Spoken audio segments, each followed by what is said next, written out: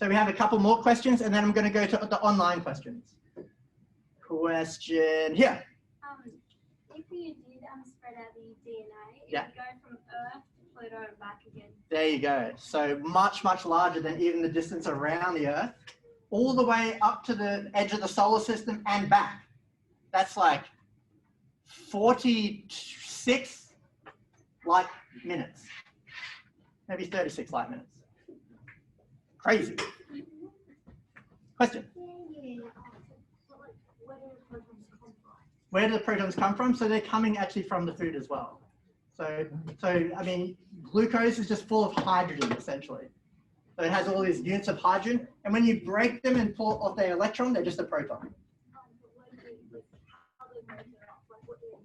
So this is just one part of this whole process that I've described today, but there's also other processes. This is called the electron chain cascade and chemoosmosis that I've described to you today in very fancy words. But there's also something called glycolysis and the citric acid cycle.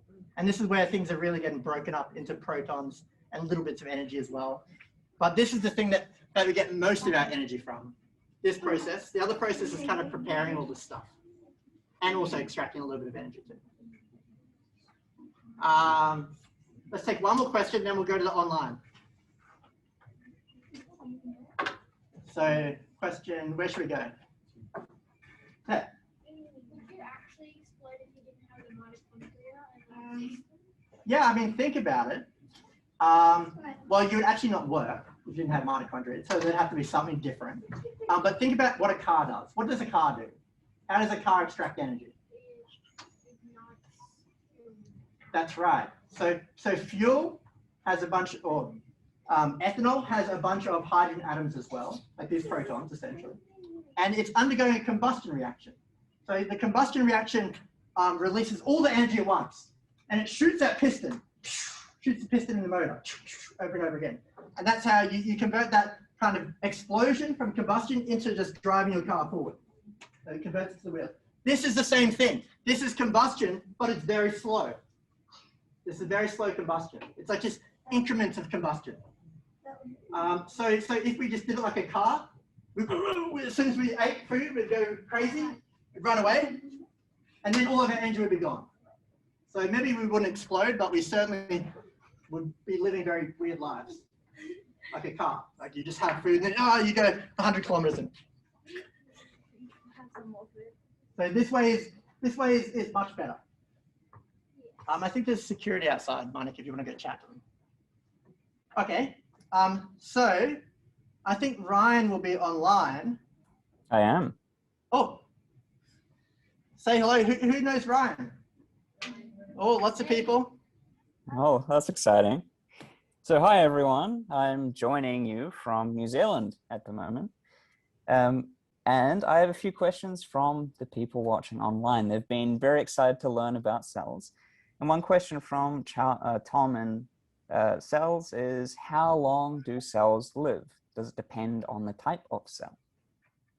It does depend on the type of cell. And as I was talking about at the start, the kind of lifetime of a skin cell is of order months.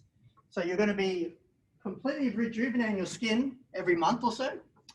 And you'll see that because your skin cells will go all over the floor and things like that, and you have to vacuum them up. A lot of dust in your house is probably from skin cells. It's very gross.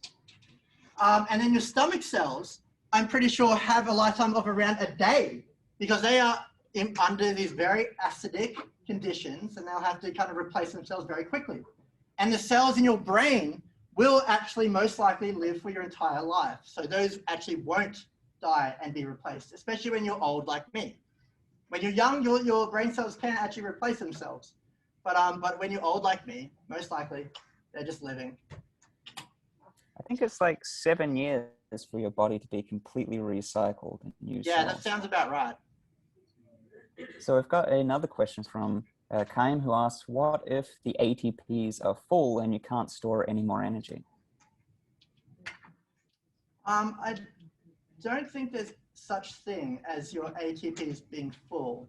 Essentially, your body is always using them for other processes, and they get turned into another molecule called ADP, adenosine diphosphate.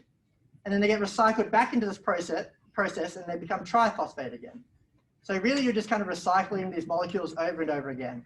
And your cell's doing all this kind of work, no matter what you're doing. You could be laying in bed asleep, your cells will be undergoing all this work, they'll be respiring, they're still alive. So really you don't run into that situation. Any more questions There was online? another question. I can't find who it was from now, but the question was, how many cells are there in all of the living things in the world? Oh, I have no idea. Do you mean, I mean, each body has around 30 trillion, as we talked about at the start. There's about 7 billion humans. So that's 30 trillion times 7 billion, and that's just for the humans. And then you have just billions of other things. I mean, bacteria outnumbers us in mass. So yeah, just an unfathomably large number. Yes, possibly even more than the number of stars in the observable universe. Yeah, I would say it is most likely more than the number of stars. Yeah, I think it would be. I think it would be in cells. That's right. So maybe we'll have one more question and then we'll just do some socializing. And I think Mani possibly has some treats for everyone. Possibly. Yeah, so one more question online. So another question is, why do you find cells interesting?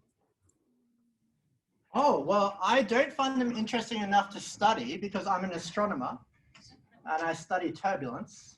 I study fluid dynamics. But before I became an astronomer, I did a biology degree. And I really loved biology because exactly what I described to you today. You can see, oops, I'm over here. Biology can be reduced to these kind of very, they're somewhat simplistic physical systems where you're just moving protons from one place to another. And I think this is very powerful and really cool to just think about and imagine these kind of proton flows happening in our cells. But me, myself, I'm an astronomer, so I don't do this stuff for work, but I certainly love returning to it and thinking about it as much as I can.